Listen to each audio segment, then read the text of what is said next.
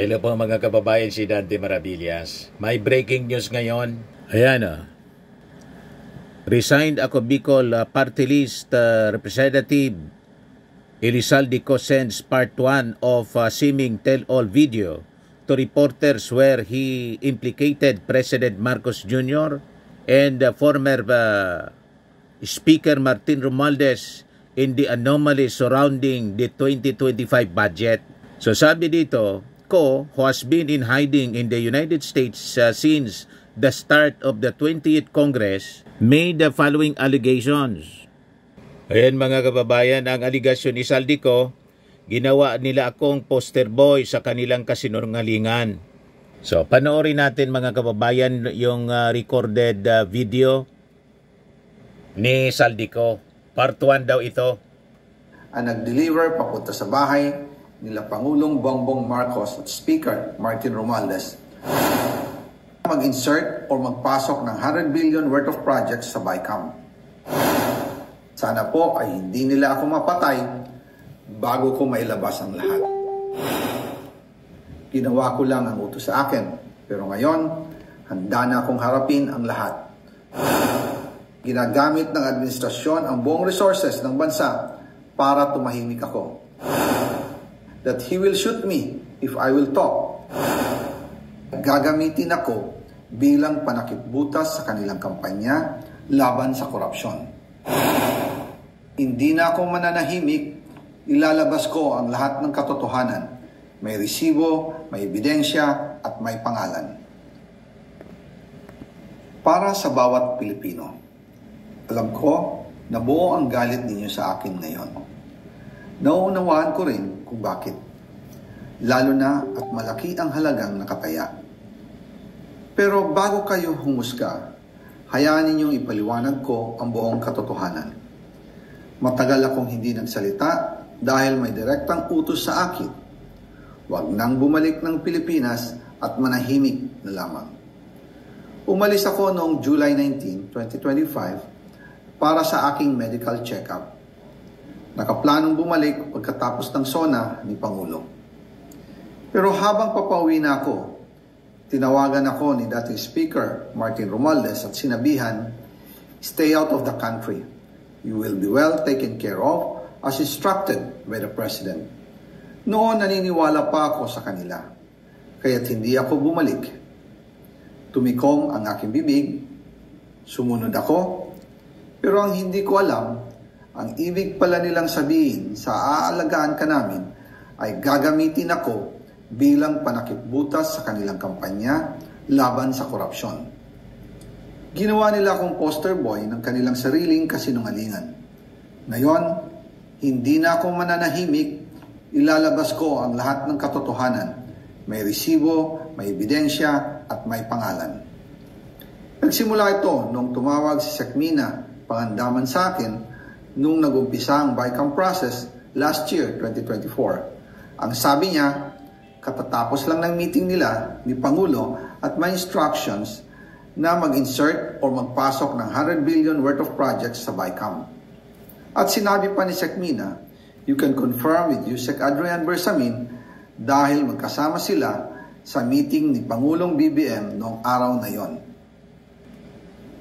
Tinawagan ko po agad si Yusek Adrian Bersamin at tinanong ko kung may instruction na ba ang Pangulo na magpasok ng 100 billion during their meeting. Ang sabi niya ay totoo nga po. Right after our conversation, tinawagan ko po si dating Speaker Martin Romualdez at nireport ko ang instructions ng Presidente to insert the 100 billion projects. At sinabi niya sa akin, what the President wants, he gets. After ng ilang araw, nag-set po ng meeting si Sekmina Pangandaman at Yusek Adrian Bersamin sa amin ni dating Speaker Martin Romualdez sa Aguado Building in front of Gate 4 ng Malacanang at nandun din po si Yusek Jojo Cadiz. During the meeting, binigay po ni Yusek Adrian Bersamin ang listahan na worth 100 billion. Tinanong ko po si Yusek Adrian kung saan galing ang listahan. Ang sagot niya, galing kay PBBM mismo at binigay niya ito mula sa brown leather bag. Nung sinabi po ni Yusek Adrian Bersamin, yung brown leather bag, naalala ko noong nasa Singapore kami right after the elections of May 2022 sa Hilton Hotel, kami ni dating Speaker Martin and PBBM habang pauwi at pabalik ng Pilipinas, hinabol ng PSG ang brown leather bag at ang sabi ni PBBM, maiwan na lahat, wag lang ang brown leather bag. Kaya naniwala ako na utos talaga ito ng Pangulo.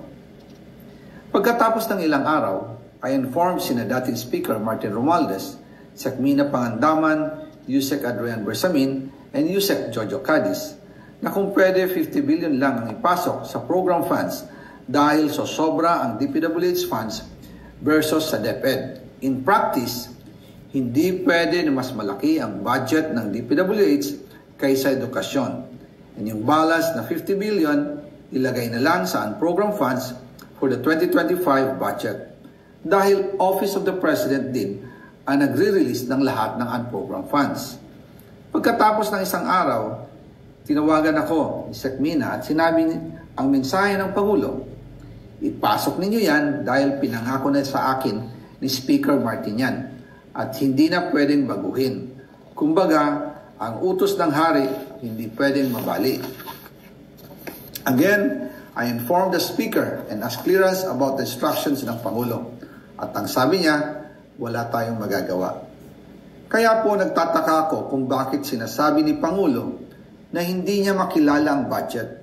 Samantalang lahat na binawas at dinagdag sa mga ahensya ng gobyerno ay humihingi ng approval sa kanya si Sekmina Pangandaman. So, part 1 yan, mga kababayan. So, ibig sabihin may part 2, baka may part 3 pa. Ito ang sinasabi ni Saldico, mga kababayan. Ito yung mga sinasabing insertions. Yan po. Sagaa. Yan. Ito pa. Iba-ibang mga lugar siya, mga kababayan, yung mga projects involving millions of pesos, mga kababayan.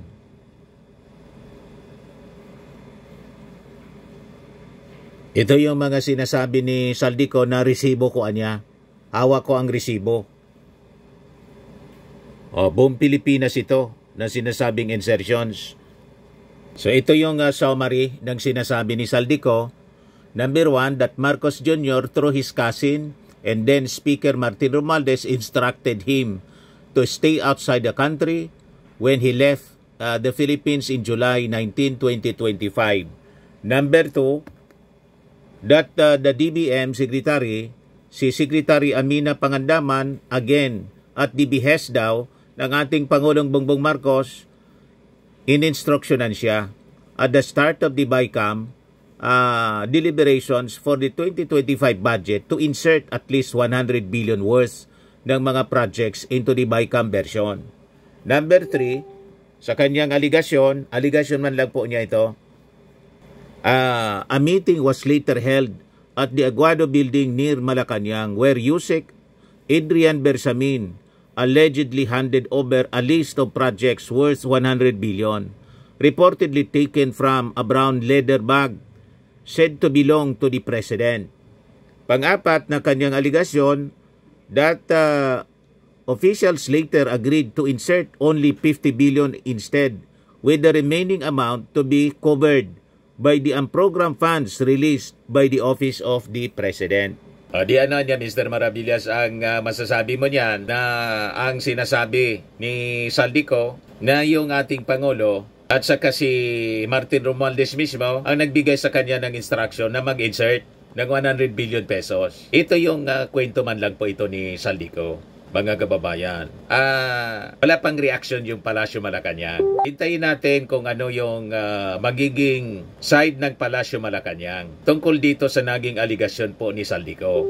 Okay pa? So wala muna tayong masasabi, mga kababayan. Pero alam naman ninyo, sa pagkagawa lang ng script ng binabasa ni Saldico, malamang abogado niya ang gumawa nito, at kung bakit part 1 muna, malamang may gustong ipahiwatig itong si Saldico sa ating administrasyon. Kaya hindi na muna niya, mga kababayan, sinasabi yung lahat ng sabi niya kanyang nalalaman. May parto nga po eh. Kung ano yung motibo niya kung bakit parang ginawa niyang teleserye ang kanyang pagsisiwalat, malalaman natin yan sa mga susunod na developments ng balita. So abangan na muna natin, mga kababayan, kung ano ang kasunod nito, yung parto niya. At kung ano yung sasabihin ng Palasyo Malacanang, yung reaction, hintayin natin. But sigurado yung mga DDS po, magtatalunan po. At malamang gamitin itong statement na to ni Saldico sa naka-schedule na rally ng INC para gatungan po ang